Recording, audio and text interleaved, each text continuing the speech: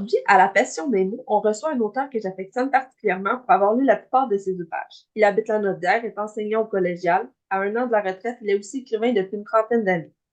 Il a publié 3 romans, Le pont des petites misères, La voix du maître et Le vent a soufflé sur la glace, ainsi que 2 essais pour en finir avec l'école sacrifiée et Le grand mensonge de l'éducation en collaboration avec 2 enseignants. Il travaille depuis 2 années à l'écriture de la trilogie intitulée Les Contes de voyous, dont l'action se déroule dans la Naudière, plus précisément dans son village de Sainte-Marie-Saint-Nomier. La passion des mots lui vient de l'enfance. Ignore quel est le déclencheur et ne cherche pas à le savoir, car vivre de cette passion lui suffit amplement. Je vous présente Benoît Séguin. Bonjour. Bonjour. Parle-nous de ton parcours un peu. Ben oui, ben, mon parcours, euh, au départ, moi, je suis enseignant. J'ai fait ça pendant 35 ans. Je vais prendre ma retraite bientôt, tu l'as mentionné. Je savais que j'écrirais, puis j'écris depuis le secondaire, en fait, mais je savais pas quelle forme ça prendrait. Mais je savais une chose, c'est que ce serait pas une carrière pour moi. Ma carrière, c'est enseignant. Les deux sont plus ou moins incompatibles dans mon esprit, c'est-à-dire que l'un nourrit l'autre, ça c'est la compatibilité. Mais comme c'est deux énergies complètement différentes, prof, tu es toujours entouré de monde, de bruit, de préoccupations, etc. Alors que l'écriture, ben, c'est seul, de longues journées, passées avec soi-même, dans la solitude, dans l'imaginaire. Alors, c'est des énergies qui sont, pour moi, à peu près incompatibles.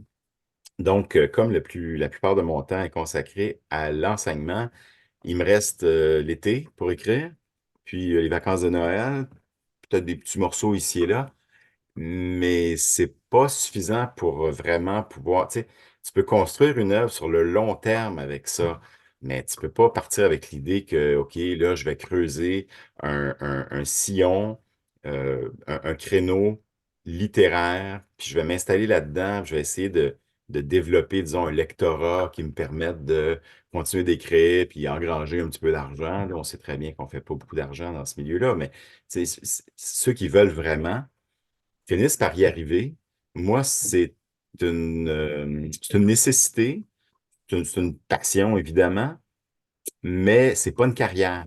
Fait que l'avantage de ça, c'est que ça me laisse les coups des franges pour réfléchir à, je dirais pas mon œuvre, parce que je l'ai jamais conçue comme ça, là, mais ce que je veux écrire, je peux y réfléchir lentement, laisser ça descendre, me mûrir tout ça en marge disons, en marge du marché, en marge de ce que le marché semble vouloir à certains moments, ici au Québec, selon la température ambiante, tout ça, tu sais.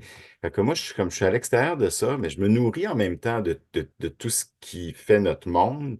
Donc, je suis pas en porte-à-faux avec ni notre société, ni notre époque, ni rien de tout ça. Au contraire, mais j'écris pas ce qu'il faudrait écrire pour avoir une renommée, là, tu sais. Je voulais pas ça. Je voulais vraiment pas ça. Fait que, en gros, c'est comme ça que je nourris ma passion. C'est discret. Puis c'est vraiment dans la réclusion de ma solitude. Puis franchement, je pense que c'est beaucoup ça, l'écriture. En tout cas, pour moi, c'est beaucoup ça. Comment tu crées tes personnages? Qu'est-ce qui se passe dans ta tête quand tu les inventes? Ben, au départ, j'ai pas beaucoup d'imagination. On associe souvent l'écriture à l'imagination. Moi, j'en ai, mais à partir du réel. C'est-à-dire que mon point de départ sera toujours moi-même, c'est une évidence, et c'est l'évidence pour tout le monde qui écrit. On part tous de ça. Mais ce qui est intéressant à partir de là, c'est de sortir de soi. Encore faut-il être branché sur soi-même et sur ce qu'on vit et sur la réalité ambiante, sur des observations qu'on fait ici et là. Euh, la création des personnages vient en fait à mesure que j'écris. Tu sais, j'ai un plan de match, je me fais un plan, je sais ce que je raconte. En même temps, d'un livre à l'autre, c'est pas la même chose. C'est mon premier roman, je raconte de façon quasi autobiographique une année extraordinaire que j'ai vécue en Haïti à l'époque où j'avais seulement 19 ans.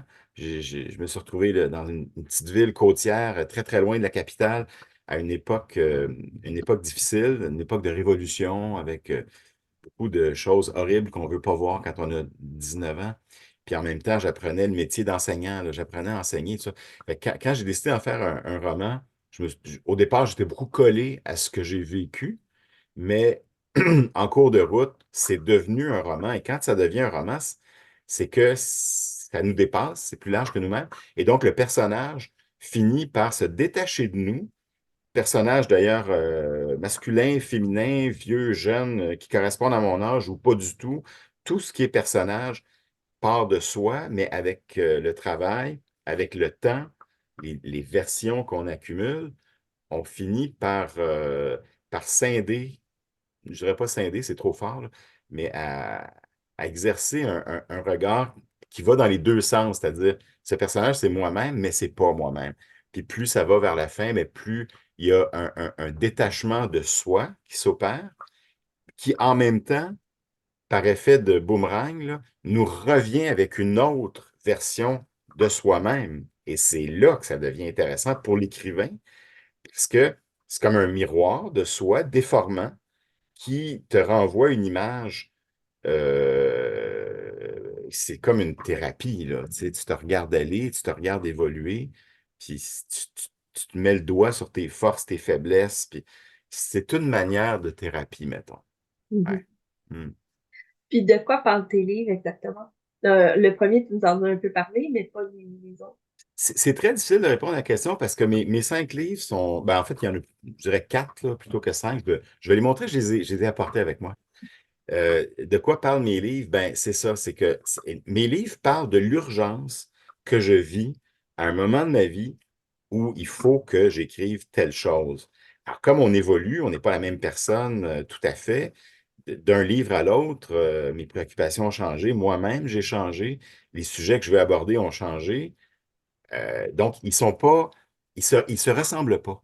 Mais tu ferais lire mes 4 livres à quelqu'un qui me connaît pas, puis mettons, je prendrais le premier là, je sais pas si on voit bien, mais pour en finir avec l'école sacrifiée, en fait, c'est pas un roman, là, c'est une réflexion sur l'école québécoise. Euh, Puis après ça, Un petit peu plus haut, on le voit pas bien. ah, OK, comme ça? Oui, Ça a de l'allure? OK, oui. parfait. Donc, voilà, c'est une critique de l'école secondaire québécoise dans les années 90, une collection chez Boréal qui était dirigée à l'époque par Richard Martineau, avant ben, à l'époque, il était au Voir, au Journal Voir, c'est avant qu'il soit au Journal de Montréal et tout ça. Il était connu dans un certain milieu, mais il n'était pas la vedette qui est aujourd'hui. Puis voilà, j'ai travaillé avec lui sous la direction, ben pas la direction, mais c'est Jacques Godbout, l'écrivain québécois, qui avait lancé cette collection-là, parce qu'il trouvait que ça manquait de propos polémiques au Québec, qu'on s'installait trop facilement dans des évidences, puis comme si on avait un petit peu peur de discuter sérieusement, puis même gravement de certains sujets, ce qui pour moi correspond assez bien à la vibe québécoise. Mais ça a changé un peu depuis ce temps-là, mais tu sais, à l'époque, c'était ça. Fait que c'est ça, j'étais plutôt jeune, là, j'ai écrit ça à la fin vingtaine. Après, ben, je peux bien filer avec Mon mon deuxième. préféré. Ouais, comment? Mon préféré. Ah ah, ah ah. Oui. Bon, ben, ça, c'est le livre que j'ai écrit. Euh, Ça a été le gros projet littéraire de ma vie, en tout cas jusqu'aux dernières années. C'est que tout ce que j'ai vécu en Haïti, pour moi, c'était gros, c'était immense, c'était magnifique. Il y avait de la matière romanesque, puis il y avait de la matière à plein d'autres choses là-dedans. Ça s'intitule Le Pont des Petites Misères. Les petites misères, ben, c'est celle du personnage principal, qui est mon alter ego. Puis le pont, ben, c'est dans cette petite ville côtière, comme un village en fait. Il y a des petits ponts où les gens se croisent, puis ils racontent des choses, mais tu sais, de façon un peu un peu fugace parce que quand on marche, on traverse un pont, on s'en va ailleurs, on croise quelqu'un, on échange deux, trois banalités sur la météo. Après ça, des fois, on engage une conversation. Mais moi, quand j'y étais, j'aimais beaucoup m'installer sur les ponts ou à proximité des ponts, puis écouter les gens parler. Et j'ai appris le créole assez rapidement, fait que j'ai pu moi-même discuter avec les gens. Et je trouvais que c'était une métaphore du livre, le pont des petites misères. Au fond, Haïti, c'est pas des petites misères, là, c'est des misères immenses. Mais celle du personnage principal, qui est un petit Québécois blanc qui arrive là-bas, il réalise que ces misères sont vraiment très, très, très petites. Puis il s'emploie à faire des ponts entre lui, entre eux, entre le Québec, Haïti, entre toutes sortes de choses. Puis, mais là, c'est la première fois que j'écrivais un roman. Donc, il a fallu, bon, je fais des études littéraires, je sais ce que c'est que la mécanique romanesque, mais tant que tu ne l'as pas essayé, tant que tu t'es pas compromis toi-même là-dedans, c'est difficile de vraiment, tu sais, c'est toujours du cas par cas, d'un livre à l'autre. Il y a des grands principes, mais c'est beaucoup plus complexe que ça.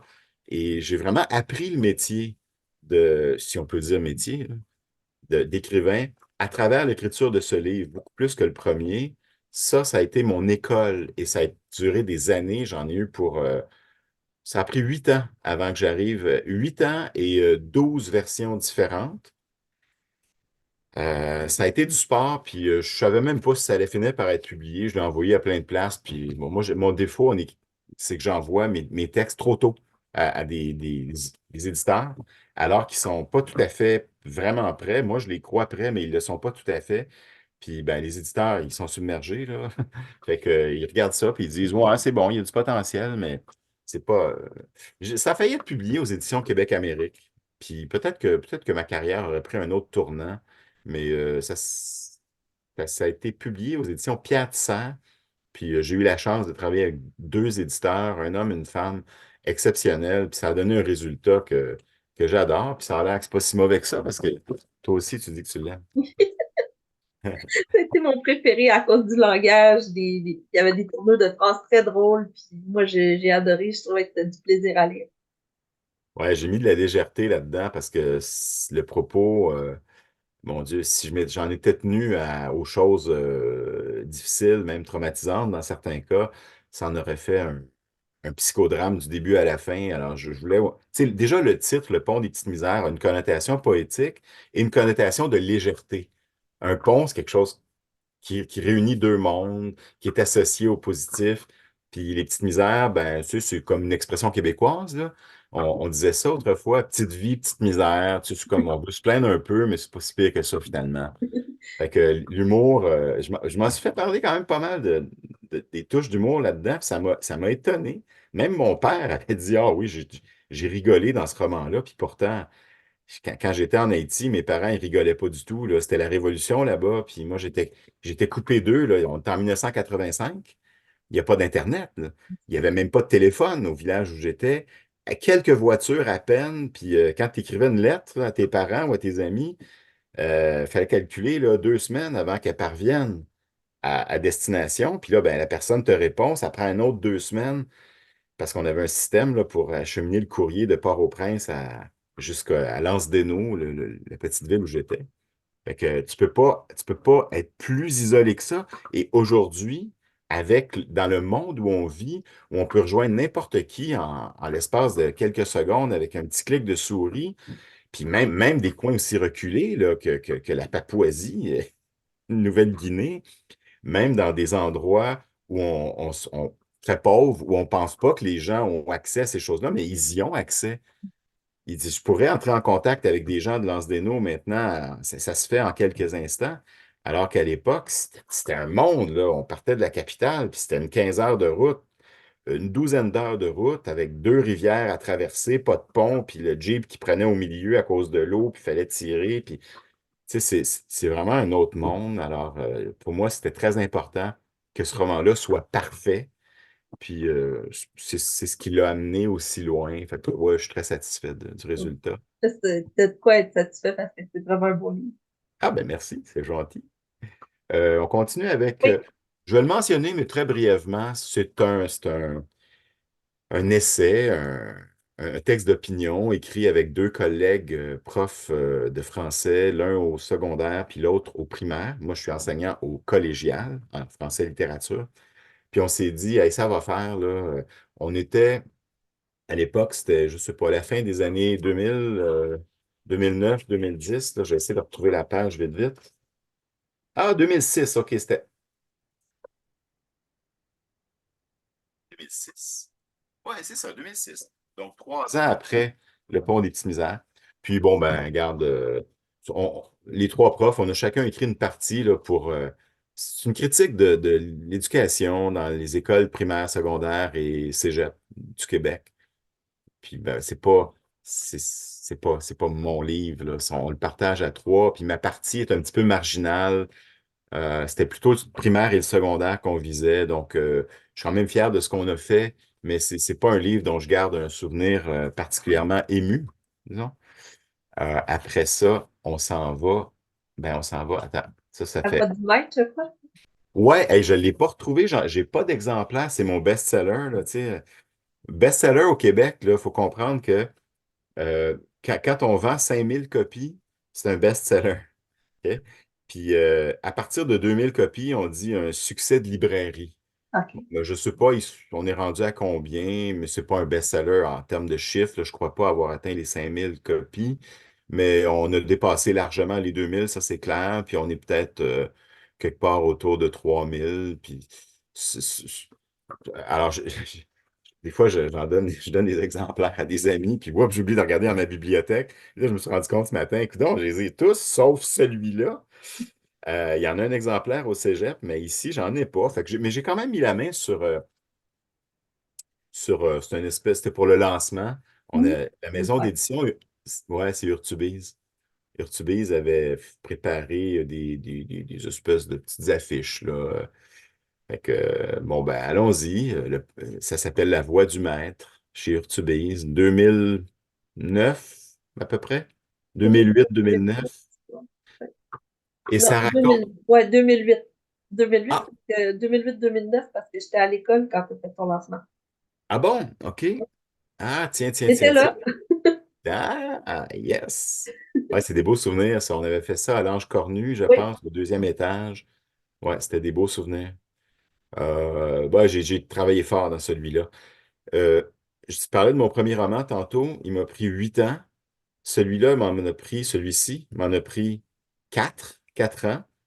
Puis le troisième, je l'ai écrit et publié en moins d'un an. Fait que, tu sais, il n'y a pas deux livres pareils. Celui-là, en gros, ben, ça raconte l'histoire d'un jeune prof au cégep qui vient d'être engagé, un chargé de cours, qui n'a pas d'expérience. Et on lui dit, ben écoute, vu qu'il n'y a plus de place dans les bureaux de profs de français à l'étage, on va t'envoyer au sous-sol, dans le bureau d'un vieux prof qui est sur le bord de la retraite, qui enseigne au sous-sol tout seul, là, tout seul à côté de la chambre de fournaise puis de quelques cases d'élèves. Il enseigne là depuis déjà je sais pas, une quinzaine d'années à peu près, peut-être une vingtaine d'années. C'est un excentrique qui devient mon personnage principal, qui reçoit donc dans son bureau ce jeune prof-là. Et ils ont deux approches complètement différentes. Mais lui, le vieux prof, sa particularité, c'est qu'il enseigne sans parler. Il est aphone, c'est-à-dire muet, pas muet de naissance, là, c'est expliqué dans le roman que il a dû subir une intervention aux cordes vocales, puis il a perdu la voix, donc, mais il a décidé de continuer à enseigner, et là, il a développé une approche pédagogique et un environnement pédagogique, sa salle de classe, qui lui permet d'enseigner sans parler. Ça, c'était à une époque où je trouvais que moi-même, en classe, je parlais trop, et ça s'est jamais corrigé. Là, j'approche la retraite, puis je suis un placoteux.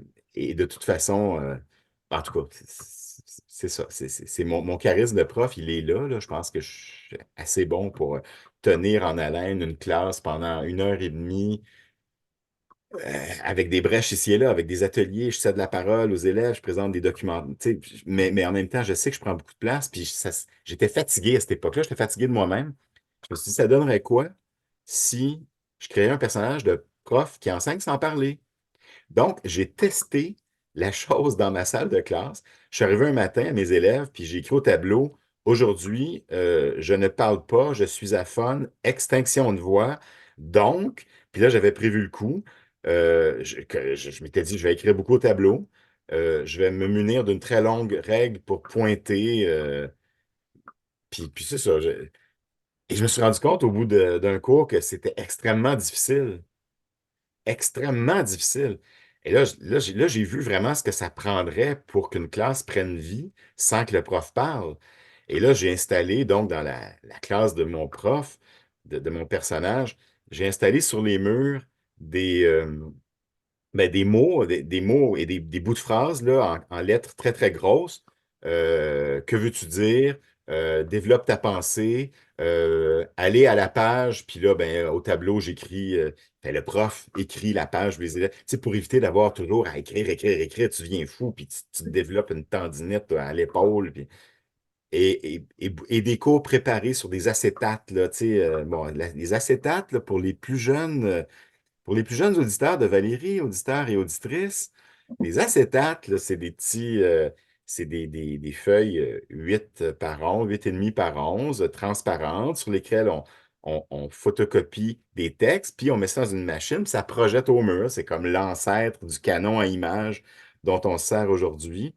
Fait que lui, c'est ça. Il enseigne comme ça et ça marche. Et ça marche parce que les élèves, tu sais, il réussit à négocier des conditions particulières, de ne pas avoir plus qu'une, je sais pas, une vingtaine d'élèves, peut-être 25, mais pas des grosses, grosses classes parce qu'il y a une condition particulière. Puis, et il a développé tout un charisme.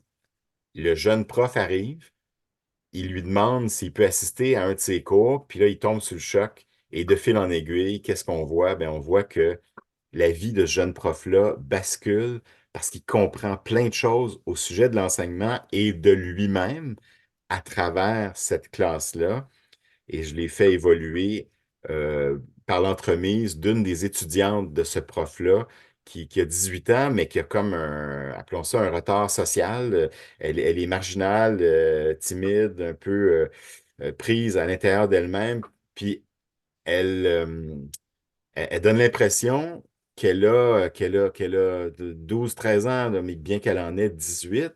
Mais c'est qu'il y a quelque chose derrière ça que j'essaie de creuser, que j'essaie de montrer à travers le cours que donne le prof sur la Deuxième Guerre mondiale, à travers des écrivains comme Saint-Exupéry et Albert Camus. Puis voilà, ça. C'est vraiment, ça, c'est mon roman pédagogique. C'est le roman où j'essaie de montrer de façon symbolique, métaphorique, qu'est-ce qui ne va pas dans nos écoles et quel pourrait être l'antidote pour certains types de profs. Ça a donné La Voix du Maître. C'est un roman dont je suis très fier, mais je te dirais que c'est peut-être le livre qui est le plus loin de moi. Et c'est peut-être pour ça qu'il a obtenu beaucoup de succès, parce que je dois être une personne pas très aimable. Donc, plus mes livres sont loin de moi, plus les gens les Fait que aiment. tu Donc, vois, moi, c'est lui que j'ai le moins aimé dans tous OK, les livres que j'ai lus de toi. ouais, Ben, tu sais, j'en ai lu trois, je pense.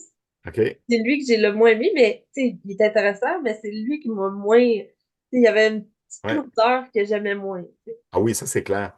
Ben oui, la lourdeur vient du fait que la plus grosse partie du roman, quasiment 80% du roman, ça se passe dans le sous-sol d'un cégep où on a la classe de ce prof-là, leur bureau est à côté, puis il n'y a pas de fenêtre. On est au sous-sol, là. C'est un sous-sol très ingrat. Il y a la chambre des fournaises, il y a quelques cases d'élèves, il y a la salle de classe, pas de fenêtre. Donc c'est un roman qui est voulu comme ça, là, ben, j'aurais pu mettre des fenêtres, là, tu sais, mais j'ai voulu qu'il n'y en ait pas parce que je voulais qu'on implose au lieu d'exploser.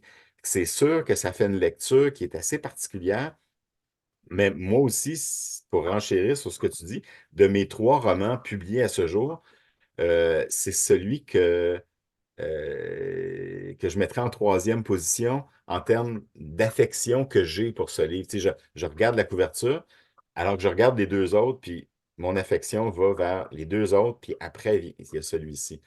Puis c'est correct, parce qu'on, tu sais, les livres, c'est comme ça, là, on évolue, puis je sais pas, on les aime tous, là, on Ben, les aime il y tous. en a tout à des chouchous. Il y a des chouchous, exactement. Ben, mon vrai chouchou, c'est celui que j'écris présentement, qui est un immense projet. Je reviens dans quelques instants. Finir la présentation des livres, un, 2, 3, 4. Ben, le dernier, ça ressemble à ça. C'est une plaquette, là, c'est tout mince. Ça s'intitule Et le vent a soufflé sur la glaise aux éditions Le Jour. Ah, ça, c'est à Saint-Exupéry. Il y avait une phrase de Saint-Exupéry dans un de ses livres, puis si je ne me trompe pas, c'était lui ou le pilote de guerre, je pense. Oui, absolument. Ben, le symbole de la glace, je l'emprunte à Saint-Exupéry, c'est clair. Est-ce qu'il y a une phrase qui ressemble à la mienne? Je ne sais pas, je ne me souviens pas. Oui, Mais la oui, glace dans Terre des Hommes de oui, Saint-Exupéry c'est ça. est un symbole omniprésent qui ouvre le livre, qui clôt le livre. Puis ben, le vent, c'est le vent de plein de choses, là, le vent de la liberté. Mais enfin, ce livre-là, qui est vraiment un livre poétique, qui raconte la fin de vie d'une femme qui est condamnée par la maladie et qui plaque là, toute sa vie à Montréal pour aller s'installer à la campagne, au fond d'un rang, avec ses deux filles. Et c'est là que c'est les dernières semaines de sa vie. Elle marche. Elle marche et elle veut marcher jusqu'à sa mort. Elle marche dans un ruisseau dont le sol, dont le lit est glaiseux. OK. Le contact avec la terre, pour moi, est quelque chose de fondamental. Le contact avec la terre et avec l'eau, c'est un roman sur les éléments naturels qui nous nourrissent jusqu'à la fin. C'est un roman sur la vie qu'il y a dans la mort. C'est-à-dire que tant qu'on n'est pas mort, on n'est pas mort. Puis même quand on est mort, en principe, si on suivait les lois de la nature, on retournerait à la nature. Comme un arbre qui meurt ne meurt jamais. Il y a d'autres pousses sur lui qui donnent vie. Puis bon. Alors, l'idée de cycle, l'idée de pérennité est à la base du roman. Et quand je l'ai eu, quand je l'ai terminé, mais je l'ai écrit vite, là. C'était un bloc, là. Moi, j'avais moi-même peur à cette époque-là de tomber malade, puis j'avais des enfants en bas âge, puis je sais pas, j'étais très insécure par rapport à ma santé, pour des raisons plus ou moins justifiées, là, mais j'avais comme l'urgence d'écrire quelque chose, et ça a donné ça, puis j'en suis très, très fier, d'autant plus que ma conjointe, elle, le place dans son top 1 de ses livres préférés, mais ce livre-là, c'était juste le début de ce qui allait suivre et que j'espère pouvoir publier à un moment donné, là. C'est le gros projet sur lequel je travaille. Alors, la femme, elle est, ben, elle est décédée quand on retrouve ses deux filles un an plus tard, et c'est là que commence ce roman nouveau intitulé Les Contes de Veillou, sur lequel je travaille encore. On les retrouve un an après la mort de leur mère. La plus vieille a 10, attends une minute, là. La plus vieille a 17 ans. La plus jeune a 11 ans et la plus vieille doit élever sa sœur. Non, c'est pas vrai, elle a 19 ans. Elle n'a pas 17, elle a 19 ans. Oui, je me souviens d'un de ces livres-là que j'avais lu, que tu m'avais fait lire en primaire. Il avait Oui, c'est ça. évolué, je pense. Ben, tu vois, ça répond à une autre de tes questions dans le processus de création. Puis je l'ai fait avec toi, avec tes écrits. C'est toujours comme ça que ça fonctionne. C'est que tu pars, tu fais un premier jet, puis là, tu penses que c'est bien bon, puis tu te relis 3 mois plus tard. Moi, ça prend 3 mois de recul. Il faut que je laisse dormir mes affaires pour l'oublier le texte. Après ça, tu reviens, puis tu fais OK, il y a encore du travail. Deuxième version. Puis à troisième version, là, j'ai besoin de feedback. C'est là que les gens interviennent. Puis c'est comme ça, je pense, pour pas mal tous les écrivains. Alors, de fil en aiguille, j'ai écrit donc la suite de ce roman-là, qui est devenu Vaillou, la suite de la suite, qui est devenue Allume le feu, la suite de la suite de la suite, qui est devenue Adieu, Madame. Et là, je me retrouve avec une trilogie de 3 courts romans récits d'à peu près 120 pages chaque, qui constituent un tout. Puis là, il faut que je brasse tout ça, là. Puis j'ai eu un flash cette semaine. Au lieu de les présenter dans l'ordre chronologique, je vais les présenter de manière inversée. Le troisième deviendra le premier, le deuxième ne bouge pas, puis le premier devient le dernier. Au lieu de suivre les filles endeuillées de la mort de leur mère jusqu'à ce qu'elles aient 25 et 33 ans, je fais l'inverse. Je les prends à la fin, et partie numéro un, partie numéro 2 un petit peu plus jeune, et partie numéro 3 là, je reviens à l'époque où elles viennent juste de perdre leur mère. C'est comme ça change rien et ça change tout en même temps. ça change toute la perspective, mais moi, comme écrivain, ça ne m'oblige pas à faire beaucoup de modifications, là, des petits ajustements. Puis c'est trippant, c'est de la créativité. Ouais, c'est vraiment des bons romans. J'ai vraiment ri aussi dans ces livres-là. Pourtant, tu sais, c'est un sujet qui est touchant, mais c'était léger en même temps. C'était le fun à lire. Puis il y en avait une partie que j'ai... C'est vraiment important d'avoir du feedback, là. C'est la base. C'est la base. Puis il faut que tu varies le feedback, là, des hommes, des femmes, des jeunes, des moins jeunes, des gens qui ont tel type d'intérêt, tel autre. C'est difficile, c'est long, c'est long, c'est long. Puis c'est très ingrat aussi parce que le roman en particulier, c'est long. Fait que quand tu confies ça à quelqu'un, là, tu viens de lui donner une job. Là. C'est pas comme si un chanteur, un chansonnier, un musicien qui dit Ah, voudrais-tu écouter ma dernière tune puis me donner du feedback? Ça prend comme 2, 3 minutes écouter une tune. Là. Quelqu'un qui vient de peindre une toile. Tu lui montres, là, puis qu'est-ce que t'en penses? Est-ce que je devrais faire une retouche ici, mettre plus de bleu là? Ça prend. C'est un flash, là. Un roman, ben, tu peux pas faire ça. C'est plus long, puis tu sais, c'est délicat aussi en même temps. Ouais, délicat dans quel Parce que sens? dans le sens qu'on met une partie de notre âme dans ce qu'on fait, fait que quand on le fait lire à quelqu'un, tu te dis, faut que tu sois quand même correct dans ce que tu vas dire, tu sais, que tu tournes ça positivement, pas pour rentrer dedans, mais en même temps, tu sais, si c'est pas bon, tu le dis, mais faut que tu le dises délicatement aussi. Fait que c'est un travail assez difficile à faire, je trouve, pour Ah certaines oui. personnes. Parce que Ben, vraiment. c'est difficile que tu mets ton cœur dans ce que tu fais, puis ton âme, puis là, ben, faut que tu dises, ben, qu'est-ce que t'en penses? Oui, puis c'est difficile pour la personne qui lit de mettre le doigt sur le bobo quand il y en a un. La plupart du temps, il y en a un. Là. Si tu es rendu à te faire lire, c'est que tu n'es pas rendu à la fin du processus d'écriture, tu n'as pas d'éditeur encore. Donc, c'est souvent, tu ressens soit un malaise ou comme un ennui à certaines parties du livre, mais c'est difficile, une fois que tu as terminé, de mettre le doigt précisément dessus. Ça peut être le style, mais le plus souvent, c'est la mécanique romanesque, un chapitre de trop, un chapitre pas assez approfondi, un personnage qui n'est pas clair. Ouais, c'est un travail qui est C'est une vraiment. question de confiance aussi. C'est. C'est une question de confiance. Faut avoir confiance à la personne qui va lire, puis Ben vice-versa. oui, Parce que c'est pas. tu dis pas. Moi, à un moment donné, je sais que j'étais mélangée dans mes commentaires parce que j'avais trop de commentaires à l'opposé l'un de l'autre OK. sur un même affaire. Fait que là, à un moment donné, j'ai dit, ben, je vais y aller avec ce que moi j'aime. Puis le reste, on verra si les gens vont aimer. Parce qu'à un moment donné, c'est comme, OK, là, mais si j'enlève ça, l'autre personne, elle va me dire que ce bout-là, il l'a aimé. Puis là, ben, c'est un peu mélangeant. C'est vraiment ça. Ouais. Fait que en bout de ligne, on fait à notre tête, mais Ouais. on sait que certains types de lecteurs n'aimeront pas, d'autres types. Puis on tient compte de tout ça, mais on fait le nettoyage, on garde ce qu'il faut. Puis Avant de terminer, ben, parce que là, on manque de temps sur Zoom, où est-ce qu'on pourrait se procurer nos chers livres? le roman, La Voix du Maître, il y en a toujours des copies chez Urtubise, là, celui-ci. Là. C'est aux éditions Urtubise. Directement, ou ça se commande en librairie aussi. Les deux autres, par contre, c'est moins facile parce que j'ai racheté les droits d'auteur OK. et l'éditeur m'a envoyé ce qui restait comme exemplaire. Fait que je les ai chez moi. Donc, on peut s'adresser directement à moi.